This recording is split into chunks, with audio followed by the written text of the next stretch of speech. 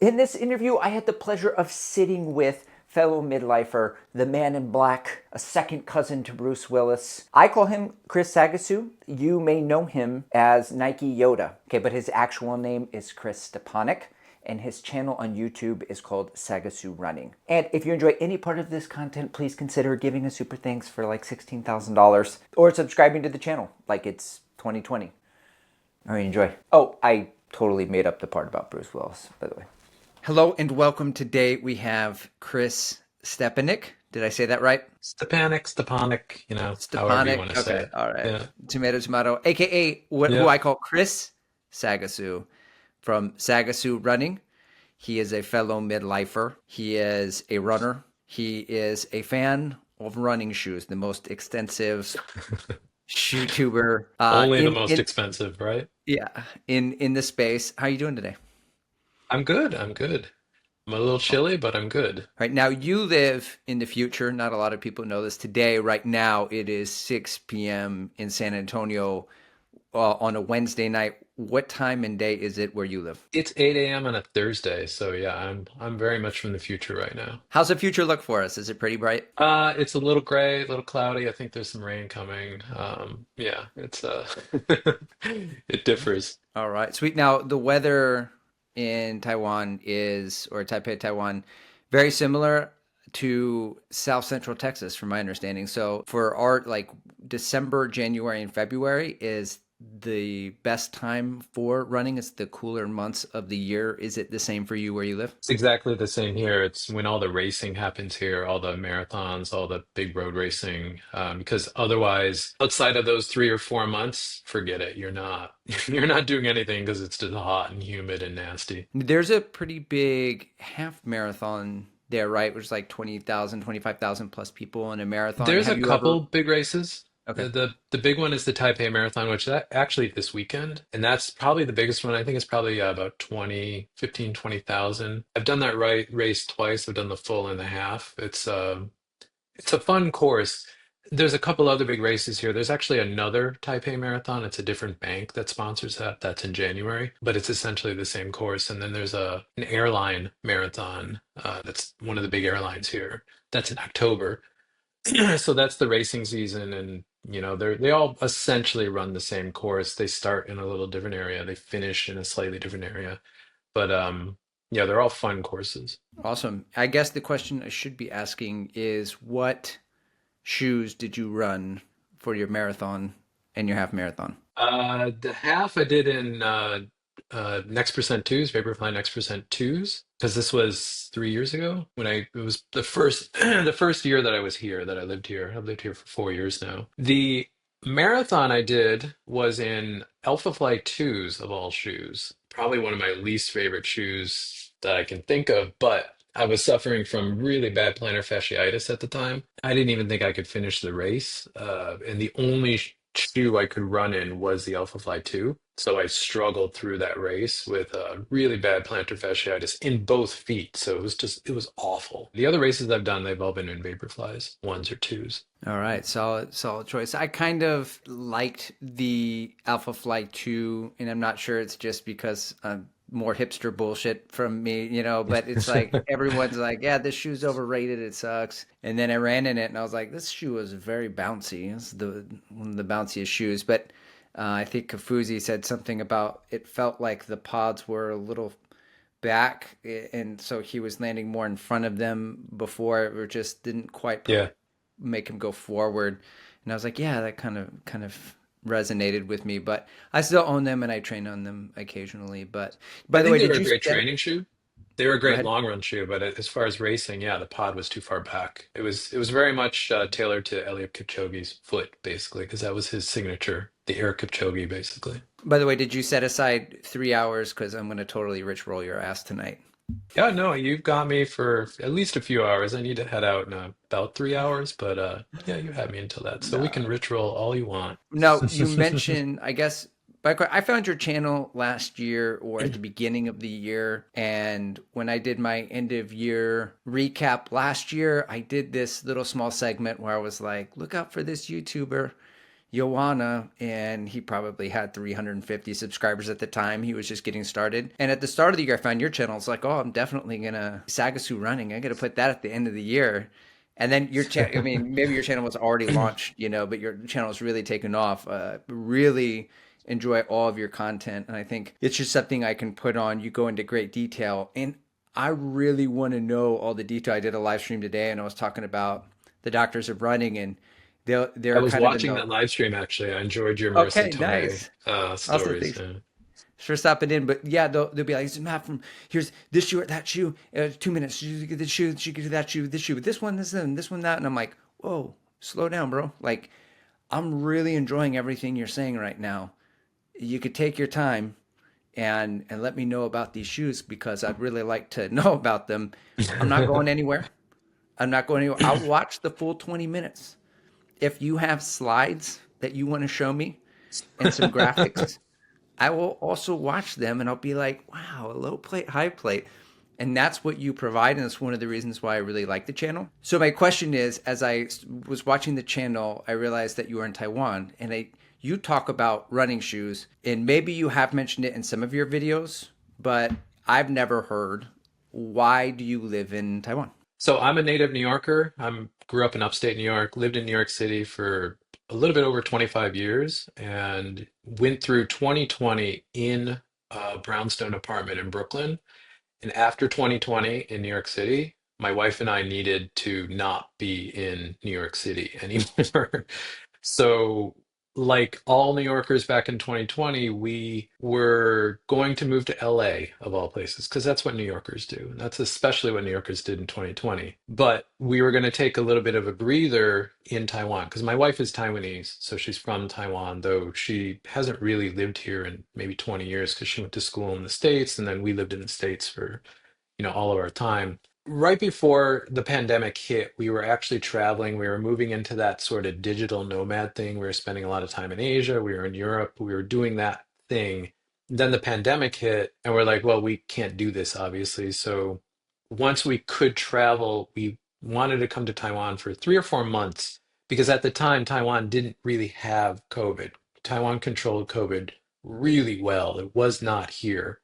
We had planned on coming here for, like I said, 3 to 4 months, and then we're going to go to LA, and set up home base in LA, and then look at traveling post-pandemic whenever that was. But, 3, 4 months turned into a year turned into 4 years, and we're still here because Taipei is it's a fascinating city and it's hard to leave because everything is here. It's super convenient, and we're 2 to 4 hours really from everywhere in Asia. Tokyo, Seoul, Singapore, everything is like a 2 to 4 hour flight. It's super, super easy, and cost of living is really low here, so it's made sense to be home base, particularly as I start to build, Sagasu running. My wife is building some things. We started a company, keeping costs down and like spending time here to be able to do that and having options to travel, which you just can't really do in the States, at least not in the same way. Though I think 2025 may be the year that we finally move home base, but we're still going to travel. We'll still be here quite a bit. And we're planning on spending more time in Japan again, those sort of things. So I'll be all over the place, but right now home base has been Taipei, Taiwan. Yeah, my wife's been sending me. She sends me reels. She sends me lots of stuff, and it's like TikToks of the cost of living in Greece, all these different all these different locations. Vicenza, Italy. I'm like, all right, so I'll have to send her one for Taiwan just to put it on her radar. So Yeah, no, totally. I mean, being a New Yorker, I was just used to things being expensive all the time because that's just New York City. When I come back to the States now, I realize that everything in the States is now New York City prices. And then New York City prices are like double what they were when I lived there. So it's like crazy time with cost of living in the US right now. yeah, I think I wouldn't be able to escape the irony that I had a chance to move to some place with seasons, and I moved to a place where the weather was essentially the same.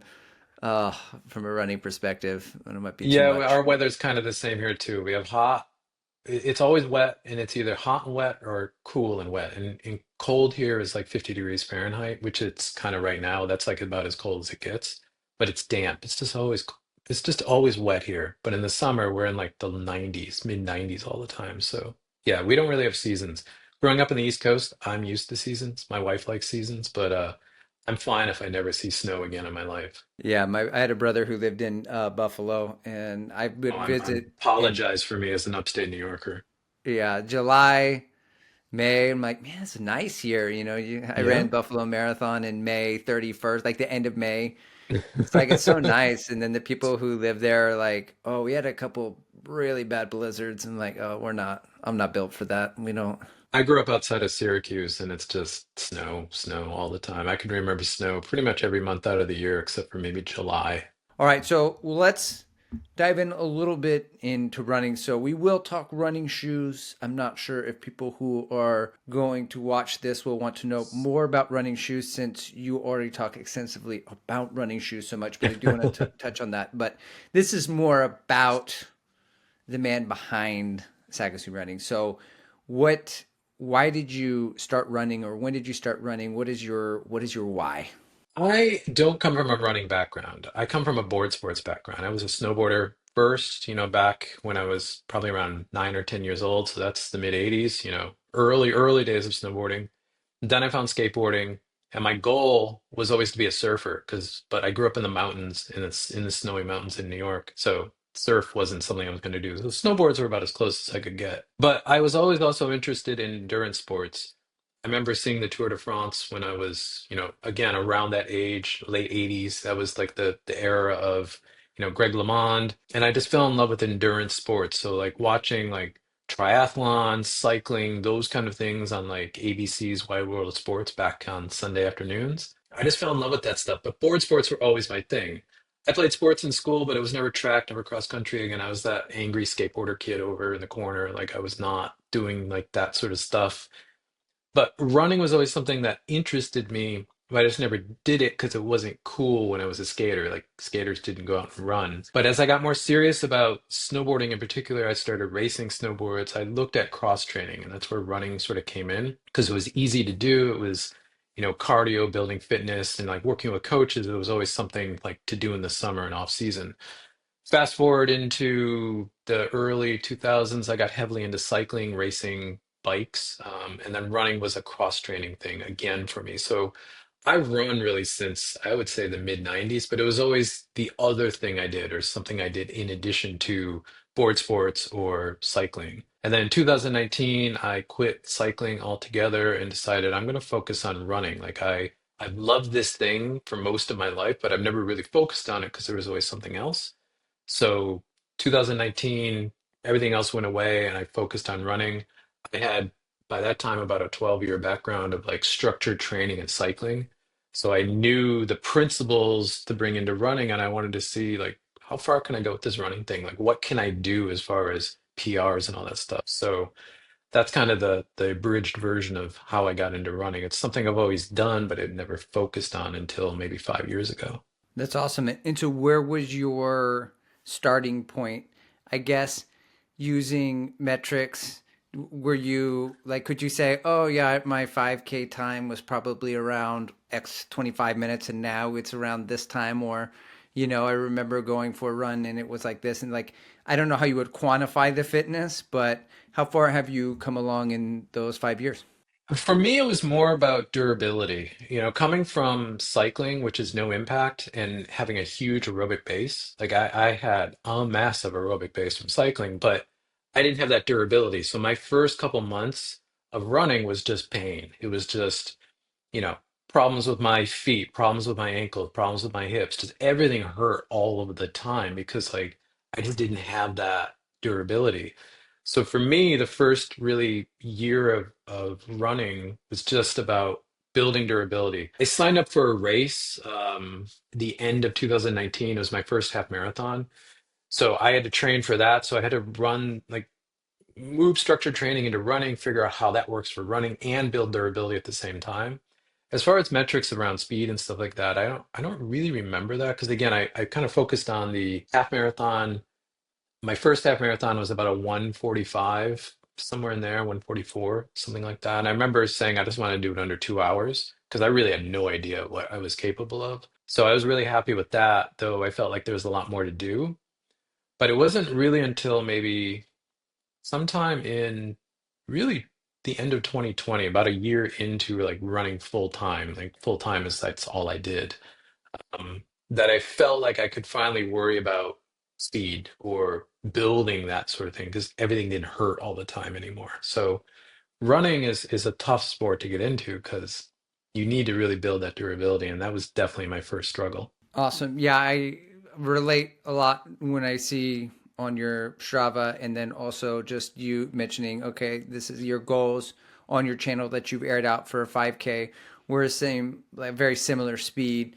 And when I got into running, I think it was like a 147 or 148 half for me too. Just kind of seeing Mm. like where you started from. So how did that translate into I want to take this running or these running shoes and I want to share it with the world and I'm going to make a YouTube channel. What was the impetus for that?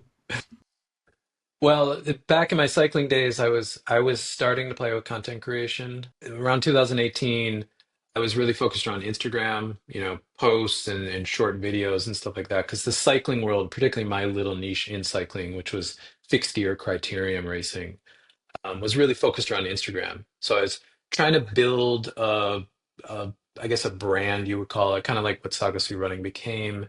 And I was starting there and I was playing with it, but I never did anything with it. I never really seriously launched it because as a designer, I'm always that it has to be perfect. It has to be fully fleshed out. It has to be fully like realized before I'm going to put it out there in the world. And it just never got there. And then cycling sort of ended for me pretty abruptly. The racing I was focused on ended sort of abruptly. So I kind of put it on the back burner for a long time. And when I first came here to Taiwan, my design consulting was super busy, probably the busiest I've ever been in my career, definitely as a freelancer or consultant. So I just didn't have any time to do really anything. I could go run and I could go work, and that was about all I was doing for a couple of years. But towards the end of 2023, I started to have a little bit more bandwidth, or at the end of 2022, I had more bandwidth, and I started to kind of look at the Shootube space on YouTube, which is something I had followed for a long time. Like Ginger Runner and Kofuzi, like I have watched them for years. Jamie runs way back when, like I was a huge fan of Jameson. I love that space. I love nerding out about running shoes. But at the end of 2022, things are sort of shifting. Like the shoe tuber space, like I felt like there was a voice, like there was content that I wanted to see that wasn't out there. And it's kind of the content that I do, like getting really into the stories of the products, into the stories of the shoes, into the stories of the brands and how the shoes ladder into the brand and what they're trying to do, really coming at it from my product design background. No one was doing that. And it wasn't really someone was doing that before, but I just saw there was a gap. There was like space opening up. Which is interesting because you mentioned Joanna. Like I see Joanna myself and Aubrey running. Like we all started around the same time, but we're all very different creators with very different personalities and very different approaches to what we do. But we all kind of started at the same time. Like I looked at both of them as like inspiration to actually get started. Because I think Aubrey had maybe 100 subscribers. Joanna was maybe at like 200 when I first found him. I'm like, well, these guys are doing it. I can go do it. So that got me to learn Final Cut, learn how to edit. Like I come from design, I come from graphic design, but I had never done anything with video. So I had to learn all that stuff and then take my sort of agency background of creating decks and slides and all that stuff and bring that into video and how I do what I do. So by January of 2023, I produced a couple short videos just to see if I could do it. And then by February, I finally had something that I wanted to talk about, which was really, I started the channel to talk about the Streak Fly versus the Takumi Sen 9. That was what I started to talk about, and I just put it out there. It wasn't perfect. It was really rough. Like I had a lot to improve, but you just got to go do it. You just have to go start. And I got over that hump of like, it has to be perfect because it definitely was not perfect. And just figure out as you go, like get better every day sort of thing. And it really just sort of snowballed from there. Like 2023 was just getting up to speed with getting better at what I did. And then 2024 has been a lot of growth, as you mentioned. That's fantastic. A lot of what happens with YouTube ends up being the algorithm and a little bit has to do with search engine optimization, right? Like if you're talking about the shoes that are coming out of the future of shoes. Like I find myself anything Nike, like watching the future of Nike, what's happening, and even some of the stuff that you do with the history of it, whether it's Saucony or whatever. Like I find all of that stuff kind of fascinating, and not a lot of people talk about it. And then like Joanna, like you mentioned, he goes deep. He'll go like, "Here, I took this He shoe to goes 100 miles." deep, stream of consciousness deep. Yeah. It's a philosophical channel, you know. You Yeah, just yeah. you never know. Both your and his channels are philosophical. Actually, I'm going to tangent here. So, at some point in your channel, you were doing a podcast, or it was just like not a stream of consciousness, but an idea, a seed of something that was like. I remember. I don't know how long the video was, but it's like, what's over there? Like Yep.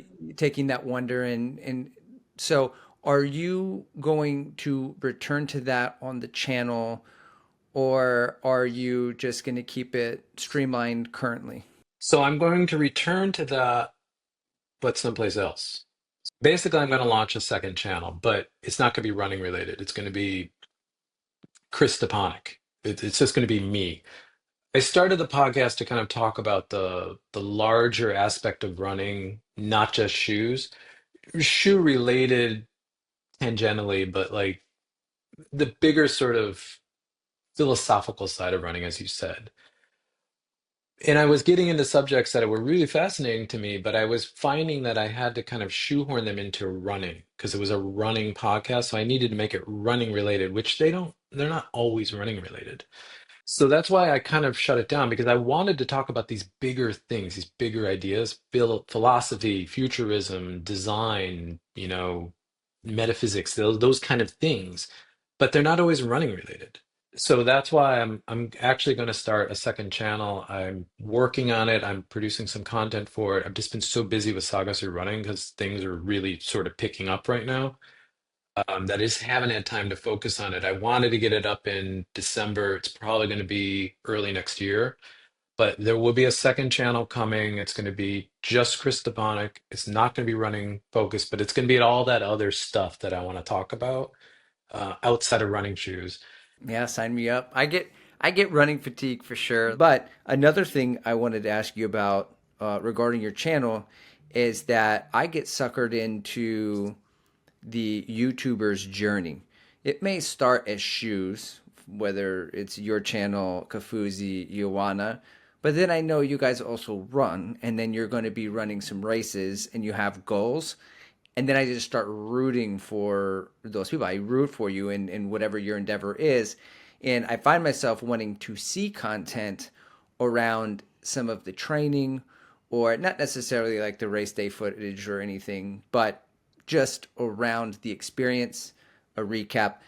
Have you thought about or contemplated doing that for your channel, or is it just too much for what you're capable of doing as far as you're doing the shoe, you're doing a second channel, you've got a job, you've got too much going on for it? I mean, I do some of that on my channel, but the thing is that my background is product design. I know product design. I know what I'm talking about when I'm talking about shoes and the design journey and design languages and engineering and materials. I know that stuff. I'm not gonna say I'm an expert in that, but that's my background. I feel confident speaking about that. But from training, I'm not a physio. I'm not a coach. I don't come from that background. I'm an inquisitive runner. I've learned a ton. I've read all the books. I've tried a lot of the things. So I can talk about my journey with it. And when I do put training content or talk about my training content, because I agree with you, like when you follow someone, you get invested in their journey and like you want to know a little bit more kind of behind the scenes. Like yeah, you're doing all this running and you're how are you doing that? Why are you doing it? How are you approaching that? How do you actually do that? And what are your struggles like? So I do want to tell that story. I can talk about what I have tried and what works for me as a runner and put it out there. And maybe it resonates with someone, or what I hope when I put that stuff out there is that someone sees that and then maybe it sparks something in their head to go, dig deeper into something about their running and like read that book or go down that rabbit hole on YouTube around something that I talked about. Not necessarily listen to me, but maybe something I say sends you down the right path. That's why I do the shoe talk video, because that gives me a place to talk about that stuff monthly. And that's about, I think, as much as I want to do. Then every quarter or so, I'll do like a training video or something around training. But then with Strava, as much as I kind of complain about Strava lately, one of the reasons I'm putting so much out there on Strava is because I want to be very transparent as to what I'm doing on a daily basis. So that's my way of doing that. So if you're interested in what I'm running and how I'm running and the speeds and what I'm running and all that stuff, and if you want to preview what's coming up on the channel, my Strava is that. And that's why I'm trying to be like more detailed over there and respond to things as much as I can. It's not that I love Strava, there's just really no other option right now other than Strava. Yeah, and they got rid of their hyperlink access, and that sucks Yeah, because I it's used to they every got time rid of I so many things. yeah, every time I had a drop, and then it was like, okay, I would just put the hyperlink on there, and I'm like, all right, and I could put a picture. And someone's like, "Can you put a hyperlink in the comments?" I'm like, yeah, sure. Now I can't do it anymore. I'm like, Yeah. if you want to take people off the platform, I don't know. Yeah. So That's a whole other conversation around Strava, no, but that's that's two one to have hours of the someday. 3 hour Yeah. conversation. It's Yeah. The little PTSD in there too. It's like there's a lot of stuff in there. all right. So what are your personal running goals for 2025? Do you do any of that? Do you like, okay, year end, this is what I want to do? And I feel like every January I write them down and then I lose them and then I never come back. I'm like, wait, what were my goals? I don't remember. So yeah, I totally do that. The past 5 years has really been focused around the marathon. Um, really was focused around New York City. That was the dream because I qualified for New York City back in 2020, but because of the pandemic, because of just life, it took me until 2023 to run the New York City Marathon. So it took about 3 years. And then I blew up in the marathon. That's why your Marine Corps marathon video, I really understood it because I had a similar experience in New York City after working for that for like 4 years, basically. So 2024 was a bit of a reset, like coming out of the marathon, like I know what I need to do to train for that, but it was really like let's go back to first principles and like focus on foundational stuff, mechanics, working on stride and all of that sort of stuff, and then kind of just let's run the year without any races. And I'm actually going to talk about this on the channel at some point. Like 2024 is the first year that I've focused on running that I didn't race. I haven't done any races this year, and that's very intentional because I just wanted to run, and that's why I've did a lot of trail running earlier in the year, focused on just sort of whatever I wanted to do all summer through the heat. And then I got into track running or speed run, like speed work, just kind of following what I wanted to follow and see what really interests me. So for 2025, it's really focused around speed. It's going again back to first principles. Like I think as adult runners that come into running, we just focus on like, I'm going to go run a marathon. Like we don't really work on the foundation. Like younger runners that come through school, like track programs, cross country, like they do a lot of shorter distances. They build the fundamentals, they build the mechanics, they build the speed, and then they ladder up to other events. Adults, we just come into it and we're gonna like, yeah, let's go run a marathon. Screw the rest of that stuff. I'm just gonna run a marathon. So it's like 2025 is going back and building that speed foundation, which is why I'm focusing on middle distance track running. That will go into the 5K, and that's probably going to be the majority of what I'm doing in 2025 is focusing on that stuff. I think I'm going to do a half marathon at the end of next year. I think I'm going to do the Taipei half marathon because I'll be here in December next year. So that'll be interesting. That'll be the first race that I do, but building into that, it's going to be all speed work because I want to go for a very aggressive PR in the half. That's awesome. Yeah, I've been following along your journey, and I think part of the reason I'm so curious and inquisitive on what you're running and how you're getting there and what you're doing is because we're on a similar journey. We're on a similar path. I did some speed over the summer, which made me faster in all my paces faster in training for the marathon at Marine Corps, which I overtrained for. And then as I worked my way back the last couple of months and just getting my fitness back, now I'm getting back into speed. And even though I have a half marathon coming up that was deferred, and I am going to run Boston, I feel like what I want to do is run through those where it's like I'm just focused on speed this year also. We're at like the same place. And I told coach, I was like, hey, I don't want to lose that edge. I feel like once I get into so many weeks of marathon training, I lose a step. I want to keep it sharp the whole time and then keep the long run. And so that way I have some form of endurance. But I didn't run in high school. I didn't run in college. Just like you were saying, a lot of us midlifers, like pick it up and then we do the marathon and fall in love with the marathon and just keep And a that's lot all of, it is. Yeah, yeah, that's all it becomes. without a lot of that speed.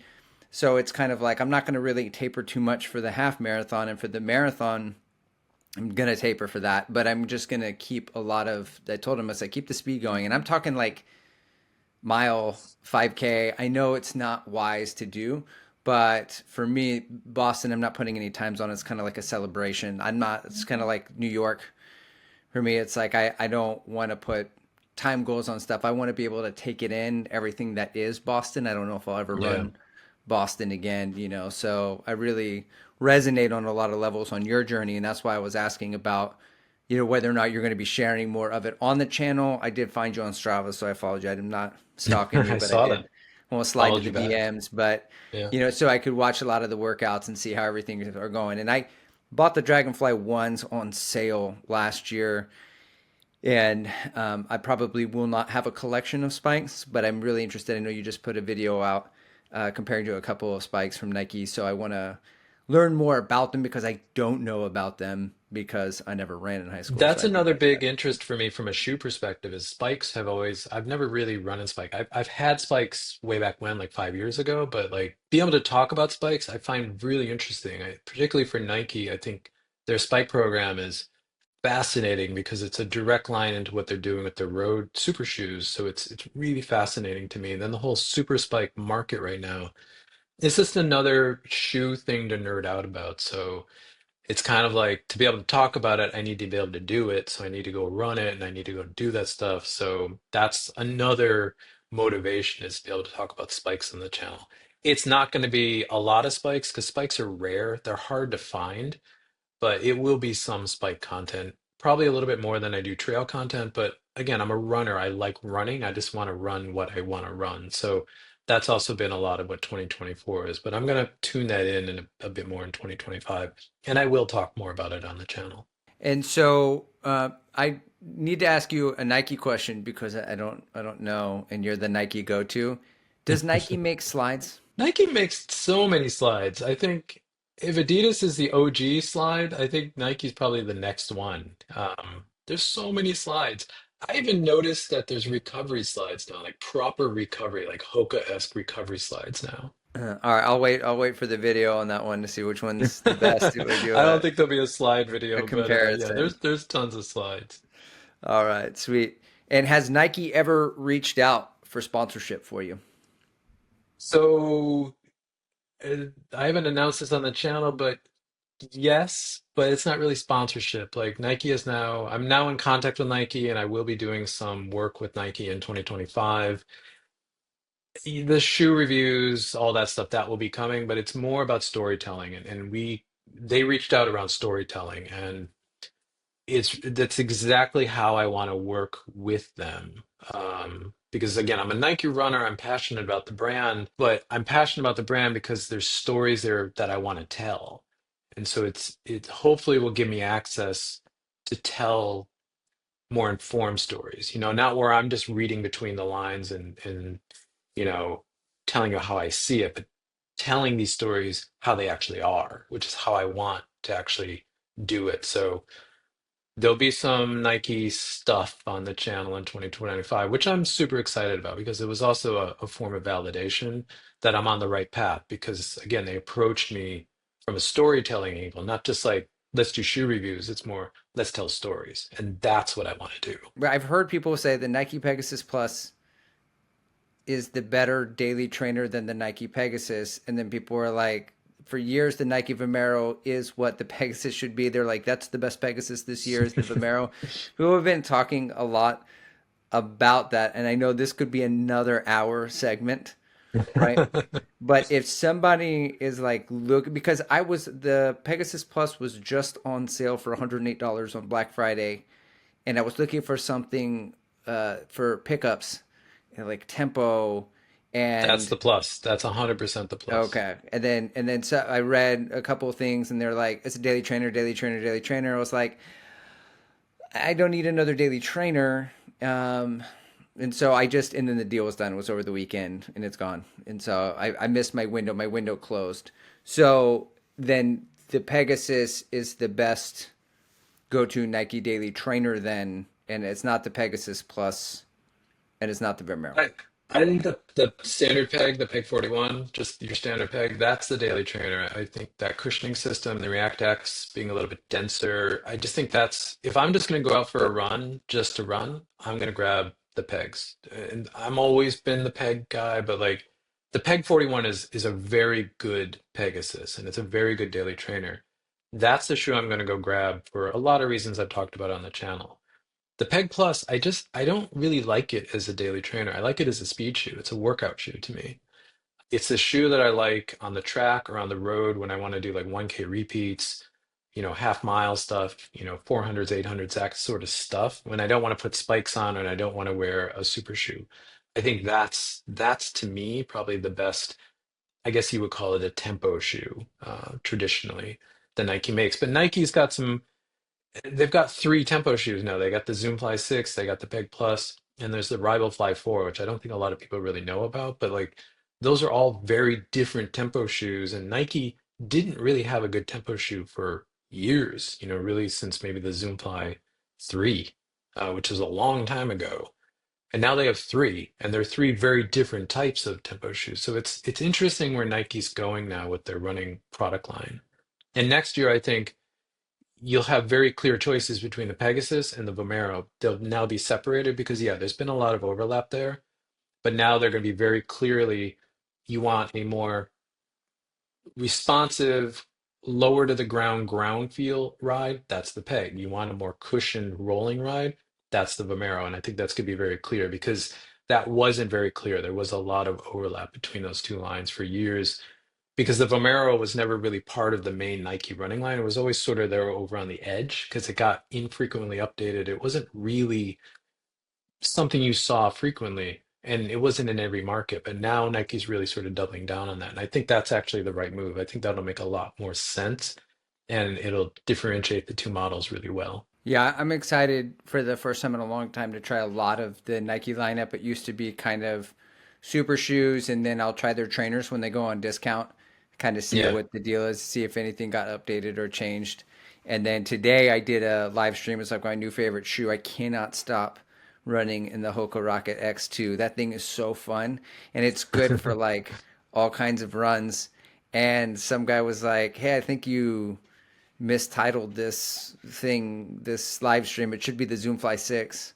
And he was all about it. So, and I've heard really good things. But I'm usually the bargain buyer for when it goes on Mm, discount, because I can't say yes to all of them, and I really have to have a certain amount. I have to be pointed with the shoes I try. It's like, okay, well, I'll try the Mach X3 and this other one, like I'll try the Adidas SL, Evo SL, then I'll try this one on that. I'm interested in the Adios 9, but like I can't run in all of them, like 5 miles, yeah. 10, 50 miles, and then reassign them. So usually I rely on word of mouth and people being like, you gotta run in the shoes. Okay, so like Zoom Fly 6 versus the Peg. I want to call it Turbo, but It was a turbo. yeah, it was a It's Turbo. a Is plus one just now. lower to the ground and the Zoom Fly 6 has more underfoot, but they're both fast? They're both fast. The Pick Plus is non-plated. It's just ZoomX foam, so you're getting a lot more workout in your foot. There's less rocker in that shoe. It's a more traditional flat, basically. And the Zoom Fly 6 I think it's a really good, you could call it a super trainer, but I think it's more of that longer tempo trainer. So if you're focused on the shorter stuff like 5K and below, like speed work now, I think that's the Peg Plus. If you're half marathon, full marathon, and you need that speed shoe or that tempo shoe that's in between your trainer and your super shoe, or you need a shoe that's got more durability, that's the Zoom Fly 6. Now, there are a couple of questions I want to ask about shoes. One, do you have, like, can you identify a favorite shoe of all time? for you that you've enjoyed running in the most? 100%, and I think it surprises a lot of people when I say it because I think people think of me as a Nike guy, but my favorite running shoe of all time is the Adidas Boston 9. The Boston 9, it just was the perfect shoe to me. And I was heavy Nike back then. I was running in streaks a lot, Pegasus a lot, but the Boston 9 was like that special shoe. And that's why I was so offended at the Boston 10, 11, and it took me so long to get to the Boston 12 because it was like PTSD. Adidas did something really bad to me. They hurt me really bad with what they did to the Boston after the 9 because the 9 was the perfect shoe. Did you get it in for testing yet, or were you just posting pictures? The Adios, are they on the Adios 9? Not the Boston Uh, 9, but the Adidas Adios 9? I don't have the 9 yet because it's not it's not here in Taiwan yet. I'm actually going someplace this afternoon, right after this actually, to maybe find a pair because they are around. I just can't find them. Like that's how Taiwan is here with shoes. It's like you just never know what you're gonna find. But I'm testing the Adios Pro 4 right now, which is quite interesting. There's going to be a lot of content around Adidas's 2025 direction. I think it's a big change. That's what I'm going to say now.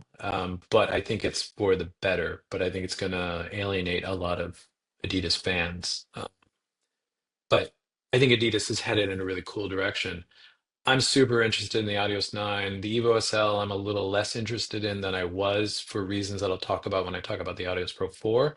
But I think Adidas is going to have an amazing lineup in 2025. I think they're going to have some incredible options, and you're going to have, I think, different paths. Like, do you want bouncy or do you want like firm and rolling?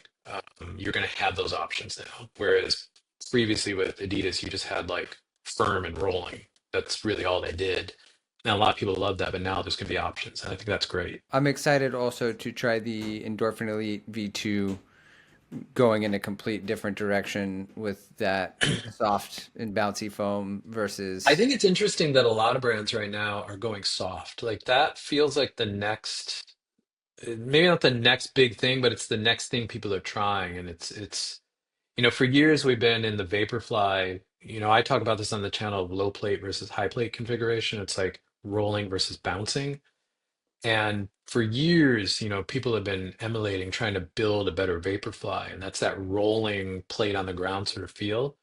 And then the Alpha Fly really established that sort of bounce feel, and I think that's what you respond to a bit more from the shoes you seem to like.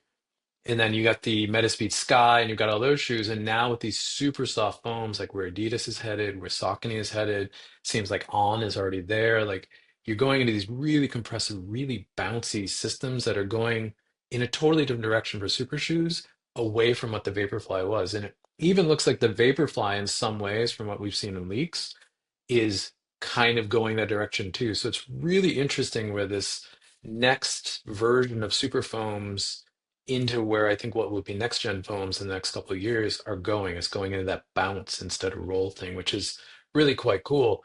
And frankly, that's going across all shoes, like trainers through race shoes right now. They're all sort of going through that uh, shift into like more bouncy, compressive foams. Yeah, I would say one of the uh, most fascinating videos that you put out in this year was the video on the plate, high plate, low plate configuration, probably around the time the Meta Speeds came out. And Yeah. you did a comparison with other super shoes from other brands, which ones were low plate, which one were high plate. And I never put any thought of this to this like in the last few years going into it, and I heard a lot this year about Cadence runners, Stride. Are you a Cadence? And then I'm like, "Ugh, I got to take the personality test. I got to take the quiz. Which one am I? Don't want to spend $250, and I picked the wrong shoe. Which one am I? Which one do I respond to? And the play position makes a lot of sense. But do you put any stock in the high cadence versus stride, or do you think that's a little bit of marketing? How do you see that? I don't see it as marketing, but I also see it as a mistake. Like I think biomechanically, there's a total difference. It's totally there biomechanically, but you need to be someone who works in a lab to really see that difference. The average runner, they're not going to really understand that because if you look at your running metrics, you're going to see that for pretty much every runner, your cadence goes up and your stride length increases. So when you're looking at that, it's like, well, which one am I? And I think from a marketing standpoint, that's where ASICS really created sort of a mess for itself in that even if even if a runner goes and buys the right Metaspeed through an ASIC store, they get into the right one for biomechanically what they are. There's still that doubt in their head, like, do I have the right one? This doesn't feel like I thought it was going to feel. Do I have the right one? Where I think what Nike does with the Vaporfly and the Alphafly, it's like, do you want roll or bounce? And I think ASICS or I think Adidas is sort of headed this direction now as well. And I think that's a better way of doing it. So that's what that video was talking about that you mentioned is that I think the really way to look at any running shoe, but especially a super shoe, is do you want that rolling feeling or do you want that bounce feeling? And that last year in 2024 was really around low plate, high plate configuration as I defined it. But now moving into 2025, I don't think it's gonna be quite that black and white because you look at like the Adios Pro 4, which I would say is more bounce now than roll, because traditionally the Adios Pro has been more roll. There has been some bounce to it, but it's been more roll. And the Endorphin Elite 2, those are kind of, they're not low or high, they're kind of in the middle, the plate configuration. Plus with Adidas, you have the rods, you don't have a plate in that. And I know the Saucony has a split plate as well, so that's kind of like a hybrid in that as well. So it's really more about feel. Do you want roll or bounce? And I think trainers are aligning this way too. That's where Nike's new alignment with the Pegasus or the Vomero is going to do that because that's what you're going to get. You're going to get more of a rolling in the Pegasus and more of a bounce in the Vomero. Adidas will have that. Asics will have that. They'll all have that. They're all going that direction. I find it really interesting. I think now that you're talking, I do enjoy the bounce. I think I run better in the roll.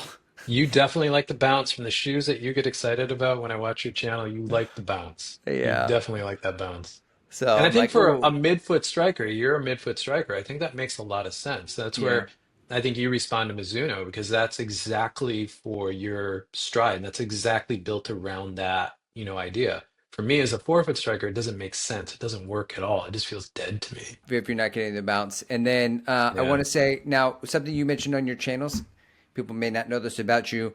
When you work into a rotation, you like to stay in brand. Say you do like a three shoe rotation, and I think that's pretty cool.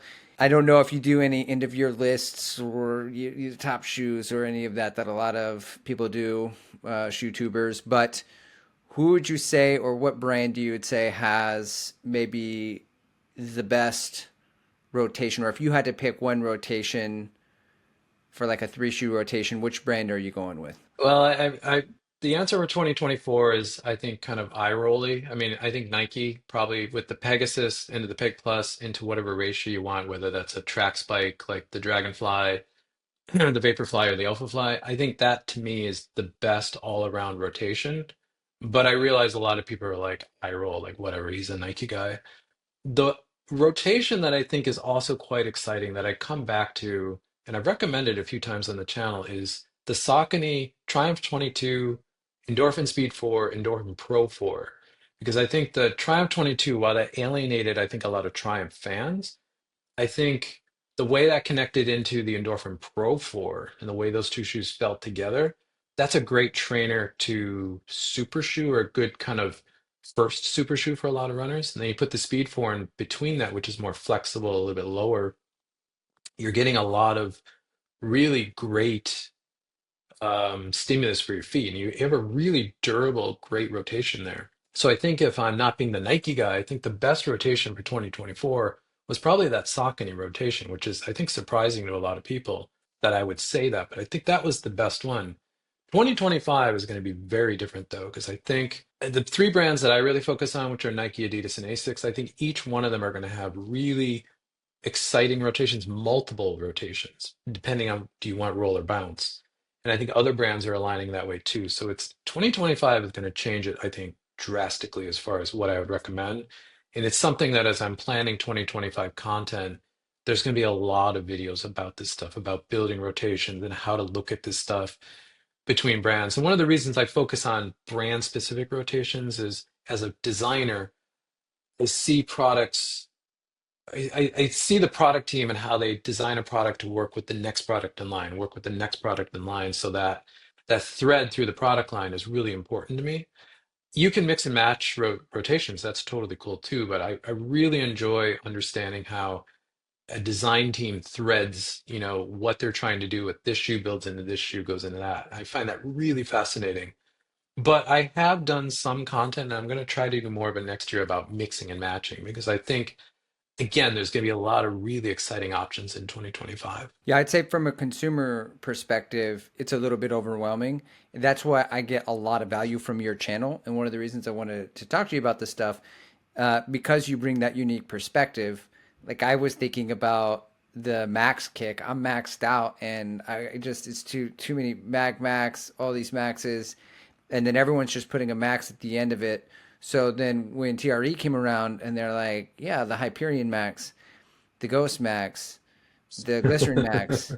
And I'm like, what's the difference? Like, I don't want to pick the wrong high cadence, low cadence, high plate, low plate. I don't want to pick the wrong max. Like, why do we need one brand with three max options? Like, I don't like. I get it for like, well, this is a slow max, and then this is like a bouncy max, and it's kind of fun but unstable. And this is like, but they got three, and so I was like, why do Yeah. they need three for? What is their design? What is their intention? Why? And so that's why I go to your channel a lot of times, so it's like, oh, that's what Nike's doing. Okay, cool. That's now I understand a little bit more of what they're going with because like as a consumer, it just seems like a money grab. We're gonna just put some more foam under it. We need a max. Everything needs max.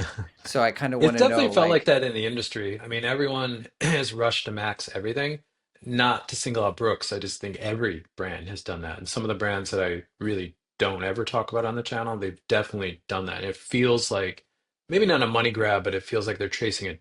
They're chasing the trend. That's what is resonating in social media. So that's what they're doing. And I really dislike that. I would rather a brand have a POV on what's going to be better for a runner as far as mechanics or like this is what they're focused on as far as a feel. That's why I did the Nike feel video to kind of explain that with Nike. And that is a thread through all of Nike shoes. Adidas has a feel, Asics has a feel. There's specific feels to these brands. But with like Brooks is something I'm going to talk more about in 2025 because I actually enjoy Brooks. Their current direction is about as far from what I'm interested in actually running as you could possibly get. But why they're headed there and what they're trying to solve for the runner, I think is quite interesting. So I am going to talk a bit more about that. But yes, their lineup is a little confusing, but the short of it is you got to look at GTS, Max, and I think there's a third level to Brooks.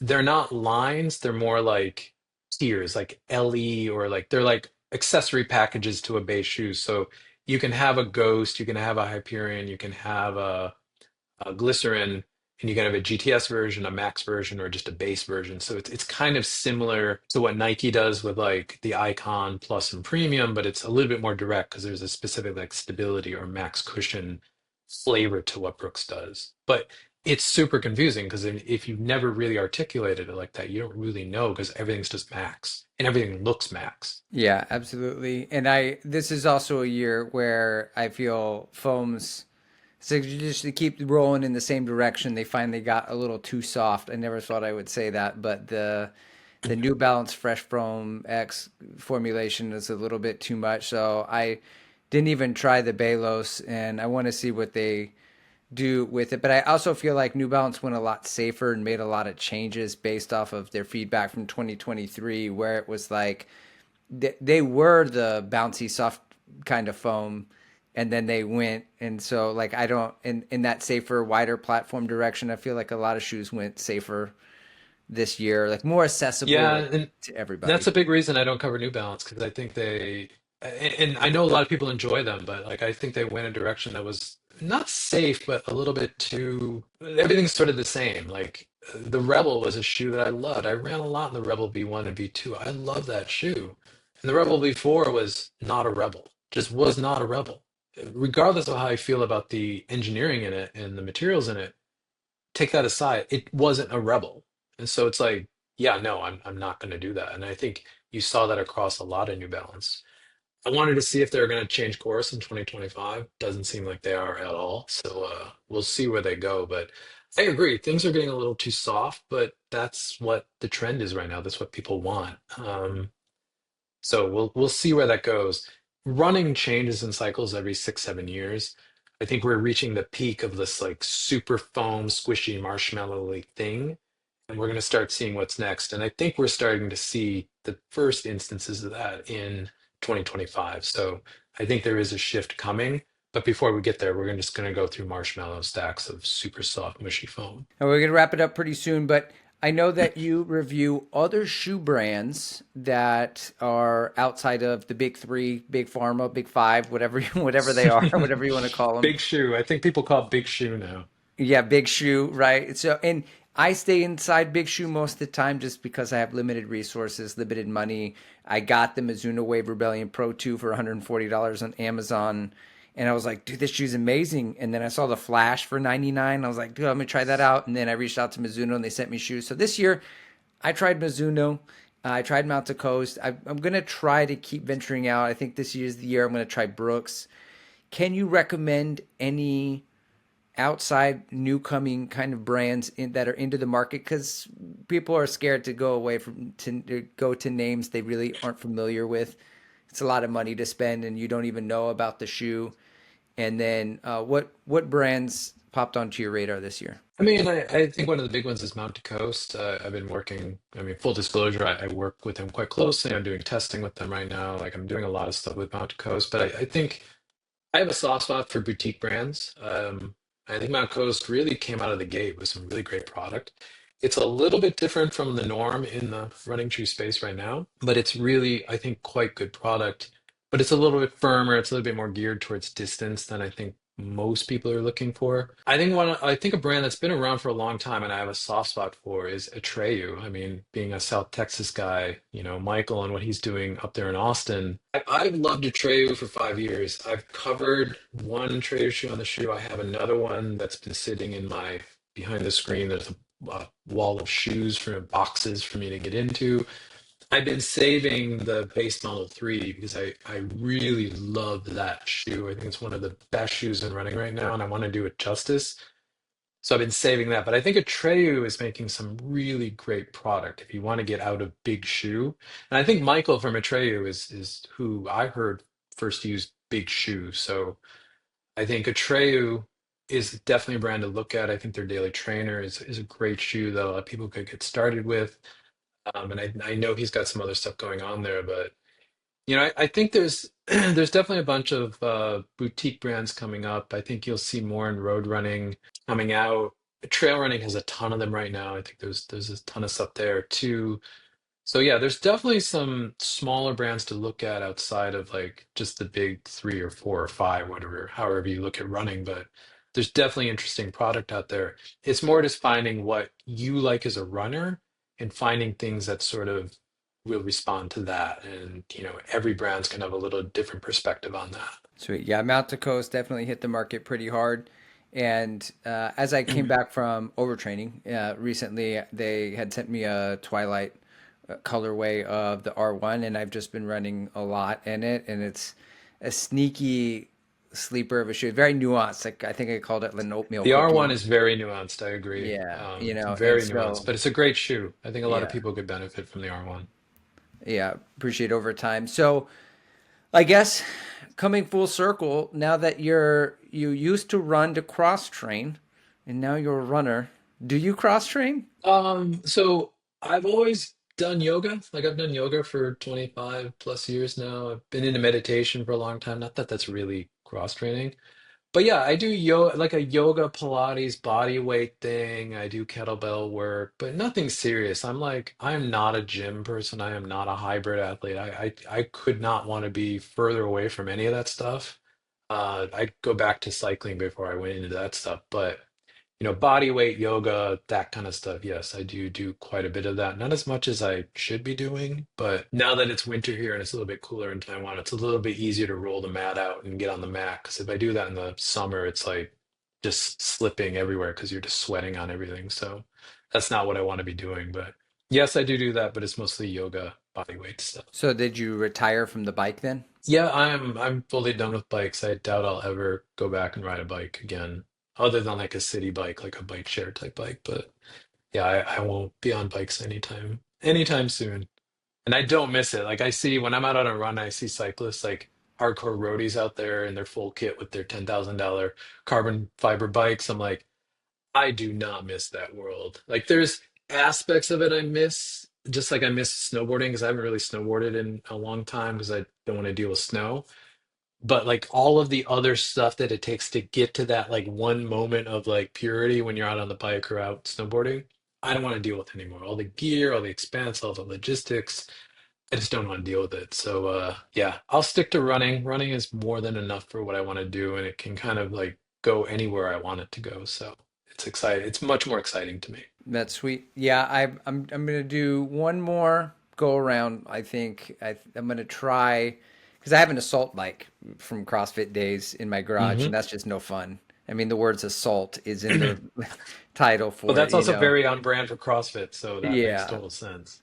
it is. So I might try like a stationary bike. We'll see, and just try to do that to supplement my running because I need to chill out a little bit. Yeah, So I have at least 10 years of my cycling structure training was on the indoor trainer. It was on my bike, but on a trainer or on rollers because I was a fixed gear rider. So it's you're riding on rollers. I spent so much time in a New York City apartment on a trainer on rollers. Like I don't ever want to go back there either. So because part of running and cycling to me is being outside, being out in the elements, being out in it. I just don't want to do it indoor. Though from a training perspective, there's a lot of focus you can do on a treadmill or on a trainer. Like it's really good for structuring your training, but I just need to be out in it. I need to be out in the elements. well, thank you for all of your time today, Chris. How can people support you on your journey? Come over to Sagasu Running on YouTube and follow along there and see what I'm doing over there. That's pretty much like where I am. I'm also on Instagram, Sagasu Running, but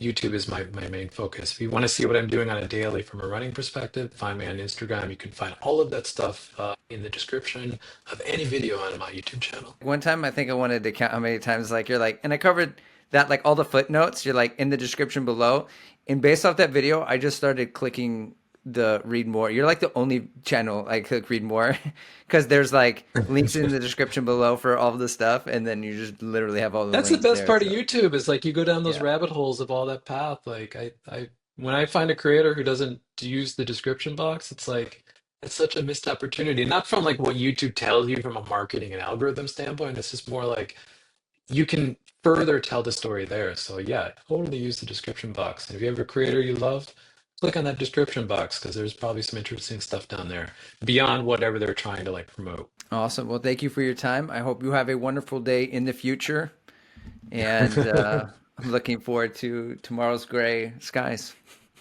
Yeah, no, you'll expect some wind and some gray clouds. So that's what the future holds. All right, and a nice run. Yeah, All right, thank you all so right. Thanks for your much. time, Chris.